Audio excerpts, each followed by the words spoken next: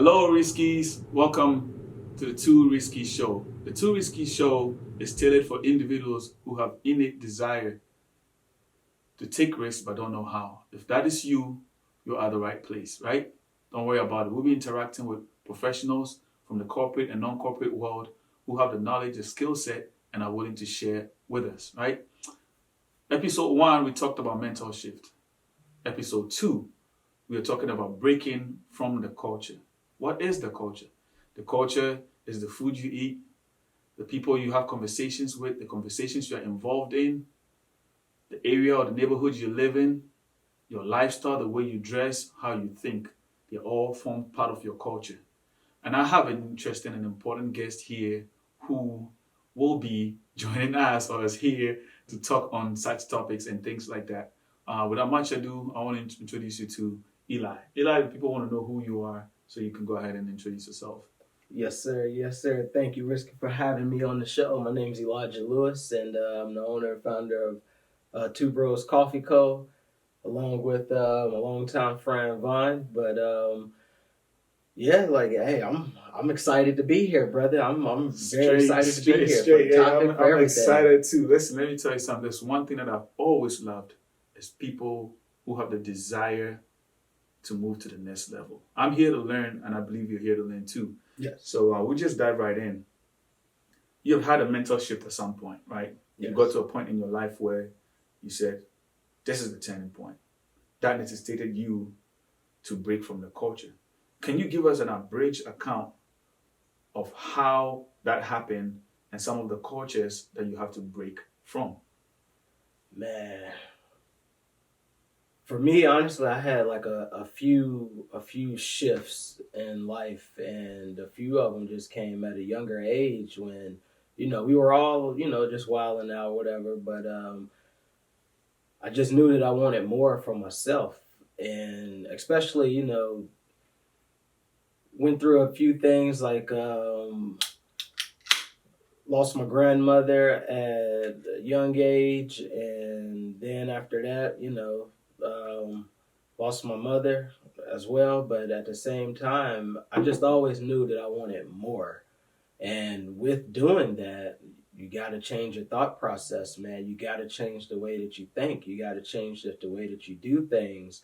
And some of us gets that at a young age. Some of us, we keep running into that wall, and we eventually have that breakthrough later in life.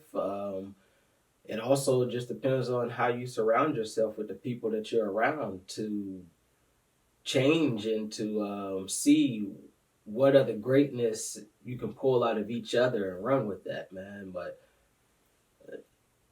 again, it goes back to I had that mental change from the cultural shift to where it's like when you look around and you see like everything that we're fed, whether it's food, entertainment, spirituality, friendships, all of that stuff, societal views and everything, like you tend to fall off the cliff and go down that dark hole of negativity, of just things that aren't positive for your well-being, spiritual, everything. And so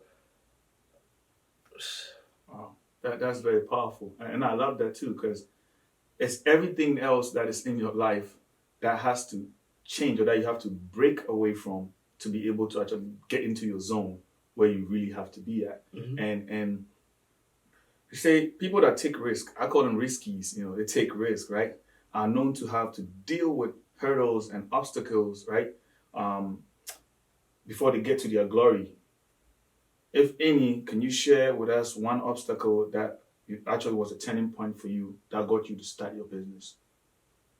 Man, for me to start my business, I was fortunate to grow up with around family members that owned various businesses. My grandmother owned a catering company. My grandfather owned several janitorial services. So I was able to be in positions starting out young, helping out from the age of 6, doing maintenance at various construction sites with my grandfather, to learning things, to then, seeing my mother in the telecommunications field. She actually owned when it was Singular at the time, she owned a Singular wireless store. So, like I was always around like entrepreneurs, and it gave me that oomph to, well, I need to work for you, work for myself. Like I'm gonna do my own thing. And Wow. ever since then, I was always taught, like, hey, you have to figure out a way to get your time back. And this society and our day and age, for you to get your time back, you have to own things. You have to be able to set your own standards for when you want to do something. So, like, for instance, the biggest thing that we're all chasing is everybody's goals should be, you should be able to wake up when you want to wake up, do what you want to do, when you want to do it, how you want to do it, with whom you want to do it with, and not think about, man, I can do this, but I'm taken away from such and such bill. Rob Peter to pay Paul. I got to do this. I got to do that. I don't want to have those type of, confrontational thoughts, dude. Like, I want to do my own thing when I want to do it. So, wow, man, this is so interesting when you talk about the environment that you grew up in, family members doing their own thing that excited you enough that you said, no, I want to do the same. Was there a particular thing that was very difficult for you to break away from in your culture? I would say at the beginning it was hard for me to do, but now, man, I cut it off like sliced butter, which was friends that you grew up with, or just people and associates that you've been around and associated yourself with forever and a day. Like, it's hard to let go of old habits sometimes. But fortunately for me, like, with the faith intervening, man, I ended up moving away from Louisville. I was able to cut off just a lot of things, a lot of distractions, just the way how I was doing things, wanting to run the streets, just wanting to be in clubs, wanting to just, just do things that weren't of positivity that was going to make me successful down the road. So, wow, that's so. Oh no, go ahead. That's so amazing. I didn't mean to cut you. That's so amazing. It's ringing a lot of stuff in my head. Go ahead, like amazing stuff. So, you had talked about how you have to break away from certain friends. It's a culture, right? Mm-hmm. Maybe the way where they were going, that wasn't where you wanted to go. Right. You had a whole different mindset. I want to pose this question to you. Have you ever had it where there's a culture that is not just with your family, but it's with your race? Yes. That whenever you try to move, it's like everybody else is pulling you back, because that is what that culture, that's what that race know that you had to break from. Can you maybe give us a story or share something like that with us? Man, like, I got a few. I mean, I never name drop down like that. But of course, like one of the things that I'm pretty sure you see it as well in multiple people within trying to start their own businesses and doing things. You may have people that are in different positions, and it's like you're not looking for handouts, you're not looking for none of that type of stuff. But it's just one of those things. It's like, when you look at other cultures, they willingly help each other to keep pushing forward. Correct. Because regardless, at the end of the day, you're pushing the said culture forward. Correct. For us, man, like we have a lot of individualism, dude, and that's what stops a lot of our potential forward progress.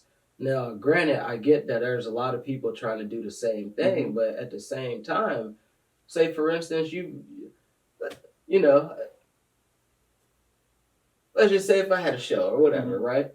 And you have your show. I should never think to take away from your show to help you, when in reality we could be helping each other.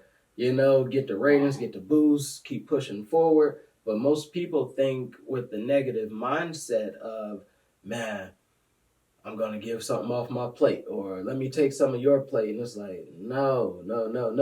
Like with that negative thought process, you're always looking at people like with the squint eyes, like what you want, what you gonna do, you know, and you can never really progress forward because of that. Wow, let me tell you something. This is why I started all this, right? The idea is that I want to make sure that people out there, minorities, immigrants, and any and everybody that want to break free from all of this so they can start their own little thing, right? Mm-hmm. Will be able to do it. I always say that my competition is me.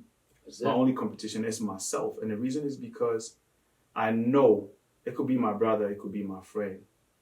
People would sometimes, not everybody knows how to mentally accept competition. So It becomes hatred and, the rest of it. So I'm very happy that you brought it up, that in at least the culture that you grew up in, mm-hmm. people are not willing to help. You're not asking for handouts.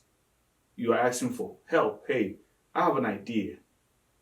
Maybe I might need this and this and that to take this step to be able to get there. And everybody backs away from you mm-hmm. because they can't see your vision, because they don't understand your vision.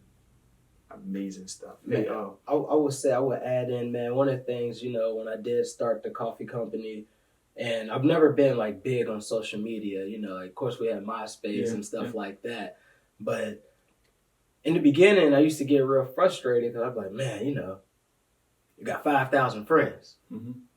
Ain't no reason why I should at least have 2,500 shares on the business post or, just things like that. There's no reason why I shouldn't have 5,000 likes or at least 4,500 likes from so-called internet friends on your page. I'll put you on game right on this one. Let me tell you something. Bruh, if you ever put your mind on that, mm-hmm. you'll be disappointed for the rest of the time. And that's what I realized, man, in the beginning, because then I had the whole, the thought process, and I was just like, well, hold on, dude. If your friends, the people and your friends won't make you rich, or you would have already been rich. The strangers are what's going to make you rich. Right. He said the strangers are the ones that are going to make you rich. Although you always have to look at your immediate environment for resources and also for encouragement and motivation, don't just get stuck over there. Spread your wings, interact, break from your culture, from your race, from your tribe, whatever it is, and go out there. Go make new networks and mm-hmm. go connect. We will take a break, and then when we come back, we will launch into something more fun and interesting, right? This is the Too Risky Show. Just stay with us. Hey, also make sure you click on the notification, subscribe, follow my social media handles at Too Risky, which is 2RISKIII. We'll be with you soon. This is it. Y'all got to look at this. I'm going to put it out there on the slide at some point, and y'all got to get it. This is one of Eli's business that he's into. So we'll talk about it when we come back. Welcome back, Riskies. Eli is still here, and then man, he's dropping jewels on us today. So I'm all game. I'm excited as hell. Hey, Eli, this question I have to ask you. How did you start your business? Tell me a little bit about Two Bros. Tell me a little bit about Two Bros and how it started. So, man, basically, I came home from a deployment a couple of years ago, and I went down to Dallas, Texas. I was just down there chilling, and I had told my longtime friend, basically like my brother, I was like, hey, man, I'm about to start this business. I'm about to start this coffee company, man. Like, what's up, you in? So he said he wanted to be in. And from there, man, I already had various contacts on the ground in Africa and other various regions. So, we just all put it together and we just made a whole enterprise out of it. And so the concept behind it was that you don't get fresh products. You don't get premium fresh products. And, you can get a name brand coffee. You don't know when that bean was truly roasted. It's been sitting in a warehouse. It's been prepackaged with a little additives added in to keep it fresh longer.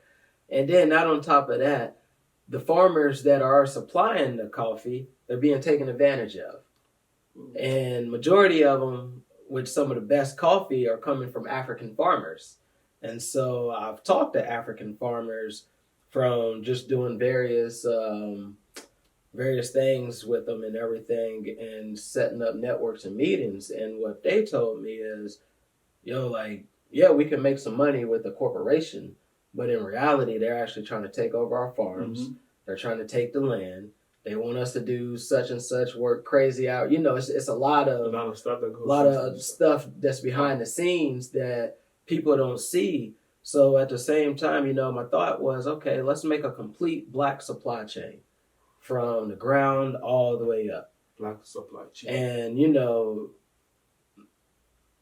don't want to spill like too many jewels, but like when you think about black power and black economic power, we're missing in the logistics sector. You get what I'm saying? So for instance, like we can have products and goods, but we're paying an arm and leg to move it, or stuff's getting lost, or, just things are happening, and we need to actually set up our own logistics as well. That's interesting. So basically you're saying, let's cut off the middleman, whoever the middleman is. Right. And so we can put ourselves in positions where we're dealing straight with the source and with ourselves connected. So it cuts off the chunk of money that's being thrown away or somebody else taking it. Yep. It comes back into the fold. Riskies, you had it. You had it. Black supply chain. I'm enjoying this one. So Trust me. we got the K cups right now. This is a dark roast in a K cup. We have a. Let me see that. Ooh. I really push the pre-sweetened. So for instance, I like drinking my coffee black. So I try to is get that everybody. Is this the? No, that's a pre-sweetened cold brew right there. Yeah, You don't got to do anything. Just crack it, bro. and I just think drink it. This is my stuff. And it's already pre-sweetened with natural dark brown sugar. Like there's no processed sugars in it. We don't do the white processed sugars at all. It's bad for you. So one of the things is with this, we have a pre-sweetened K-cup as well, to where it's already sweet for you. We have another one where it's got the 3-in-1. Some people still like cream with their sweetener if they don't want to drink it black. Ooh. So we have those as well. Man, we have products that didn't exist before Two Bros wasn't around. We have a coffee butter spread. It's called Brudder. You have it. Yes, sir. We have a coffee butter spread. It's like jam, but it's pretty sweetened. Man, this is so awesome. Like, I know the comic can capture it, but yeah. Wow. And one of the biggest things right now that I'm excited for is, again, because, I was tied in with the military community, it's called Coffee on the Go. And Coffee on the Go is, you don't need no coffee maker. You don't need anything. It's already pre-packaged for you with the spout. All you got to do is add water. So if you want it hot, you want it cold, just add your water to it, serve it up. Two Bros, Coffee on the Go. Never seen it before. Hey, listen, first time you heard it here. Eli, I'm so happy we can go on for days. Oh, yeah. You have so much knowledge that I know Riskies want to tap into. And so we're going to put Eli's social media handles and every contact that we need from him down at the lower third at some point so you guys can have it. Tell us something about you that people don't know. Something. It could be fun facts, whatever it is. Man, I just love learning, dude. Like, I've never been a school type person because of the reason why is, don't get me wrong, I like structure, but then it's like robotic program. You just want to be free. I want to be free. I want to learn. I want to learn, what I want to learn, when I want to learn it, not structured learning. I love adventurism. I love doing what I want to do when I want to do it. Man, that adventure part, man, I'm in. Yes, I'm in big time. Listen, I love adventure. Anything adventurous, I'm a risk taker. So too risky. You understand now, right? Yeah. There's this thing that people always say, oh, it's very difficult these days to start your own thing. It's very difficult to get it started. Mm-hmm. What would you tell someone wants to take the risk, but they're constantly saying that it's difficult. It's difficult to start. It's difficult to go. And I'm not saying it's not. It's difficult regardless of your race or whatever it is. But what would you say to a person like that? Man, you seriously have to quit doubting yourself and do it. So if you quit doubting yourself, you can break from the culture. Yes. Right? Have the motivation, have the courage, and say, "Eff it, I'm going to do it." You got to do it, man, because the minute that you just keep it like this, you haven't done it because it stayed a thought internalized. You haven't done it because it stays a thought internalized. Bring that thought out. And you have to expose it to reality. That's what it is, right? Whew! Man, Eli, man, this is my stuff. You talked about Two Bros. What other things are you into? What other things are you into? So I'm into investing, man. I love cryptocurrency, and crypto's actually really helped me to get to where I'm at financially, a lot in my place now. I love teaching it. I've taught other folks, different influencers, things like that, crypto, and now they go out and spread the word. I'm getting back into teaching more because I've taken the time off to just focus on my other business and ventures and stuff like that. And so one of the things is I used to always say from the very beginning, man, especially to people like us, is, man, cryptocurrency is our doggone digital reparations, dude. Who said cryptocurrency is our digital reparation? It's our digital reparations, man. You have to get in now to have something for the future. And even if you have people that talk about bubbles and this or that, I say it like this. Amazon had a bubble back then, right? So, or not even Amazon, just different. You had the .com bubble boom back then, and so with that, it made a few millionaires. They're still millionaires even after the bubble burst, right? So therefore, I'm not saying that cryptos are bubbles. Certain coins, yes, but at the same time, you can get into coins right now, set yourself up for the future generations, because your kids and your grandkids are going to look back and they're going to see, why didn't you get a particular coin at the time when it was $10, when it was $100, when it was $1,000, and now this coin is sitting at $200,000. I mean, for instance, look at Amazon's price. There was a time and day when it was $5 to $10 a share. If people would have knew, because hindsight's always 20/20. If you would have known, you would have been like, oh man, let me get something now. But now that it's at $1,500 to $1,200 a share, now you're looking like, well, I can't afford that. But with cryptocurrencies, is what we're trying to get people into now. You have to get into the space. You have to get Bitcoin. You have to get, some Ethereum. You have to get Litecoin. You have to get Bitcoin Cash. You have to get just currencies that are going to change the system, like XRP for one. It's going to replace the SWIFT system. And a lot of people don't know what the SWIFT system is. The SWIFT system is a world transactional system. Just think of Western Union on a world stage. It's a money movement processing system. So you have it that is outdated, that's about to be replaced with a top contender such as XRP. And they're saying, keep in mind when people say, oh, well, XRP can go to 1,000 or 10,000, and you get people, the naysayers, no, it can never do that. These same people said that Bitcoin wouldn't be $1,000 and Bitcoin touched 69,000. You get what I'm saying? So you were saying that one of the ways for us to break from the culture is investing in cryptocurrency and the other stuff that comes with it. Yes. NFTs, metaverse. You have to do your due diligence though.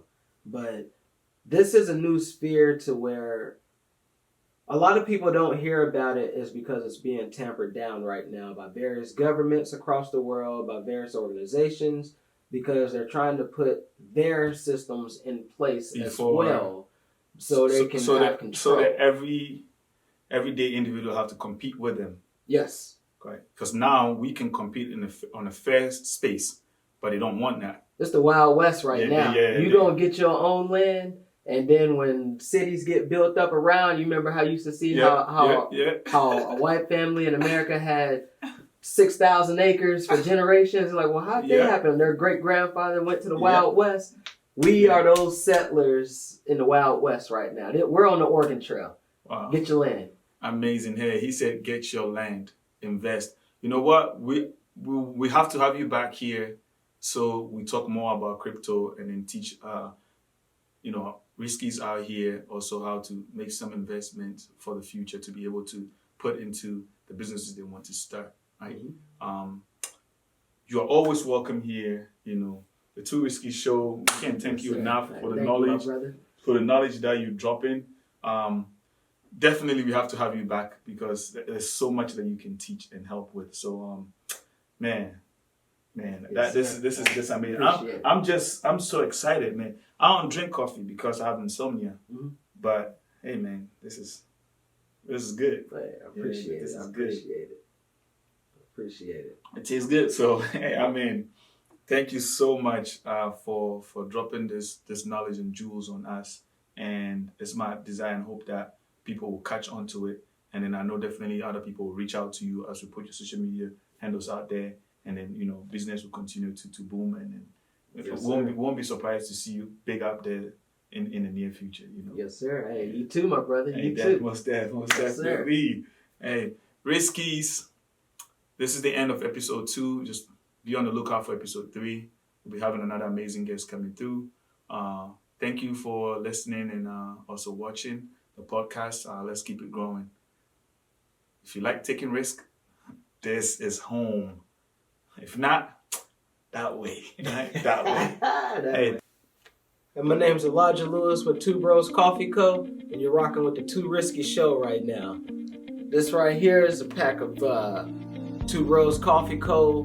12-ounce medium Turkish blend right here. And then we have some Two Bros Coffee Co. K-Cups. They come in a pre-sweetened flavor as well. We have cold brew. We have seasonings, a coffee-based seasoning. Man, it's good too. You gotta try it out. We have various other products. We have candies. We have chocolate. We're working on a syrup right now for breakfast. So be sure to look at Two Bros Coffee Co., the best damn coffee.